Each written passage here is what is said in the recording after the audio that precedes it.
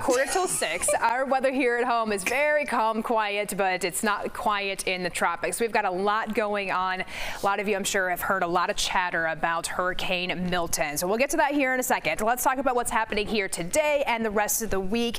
We have above normal temperatures for several days.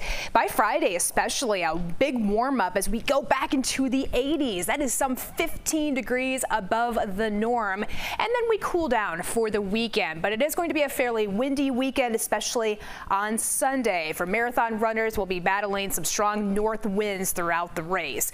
Not a factor this morning. In fact, it's calm. It's relatively quiet. We've got temperatures in the 50s, some areas in the 30s, mostly 40s now. Aurora, it's 40 degrees. Joliet also 40, 51 Midway, O'Hare at 50 degrees. 72 for the high today. Lots of sunshine, a milder feel for the afternoon.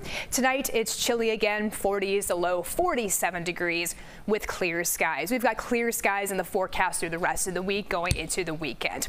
All right, here's a look at Hurricane Milton. In the overnight hours, we saw Milton weaken some. It went through what's called an eye-well replacement cycle. That is now finished. So what happens from here on out is that we are going to get a bigger and a stronger Milton through the day today. We're at a Category 4 storm. We've got hurricane hunters out there that's going to continue to update this and then bring us back some more information. So I should have some more updates throughout the morning. Winds 155. You need 157 to get to a Category 5 storm.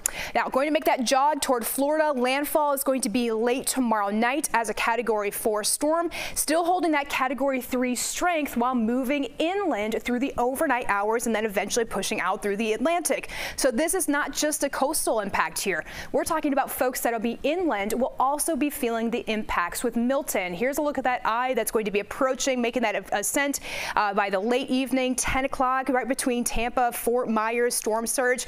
We're looking for even some bigger numbers there. So it's right between Tampa, farther south, where we've got storm surge between 10 to 15. So Tampa, St. Petersburg, all the way down south to Sarasota. I don't think the storm surge is going to be as bad farther north of that eye, but still upwards of 12 feet. So we've got some significant impacts with Milton, and we'll start to feel those impacts for those in Florida starting tomorrow morning, even late in the day today. Now, 7-day forecast, highs in the 70s through Thursday. We jump to 83 on Friday, highs in the 60s for Saturday and Sunday, and then by Monday, a high of 58 degrees.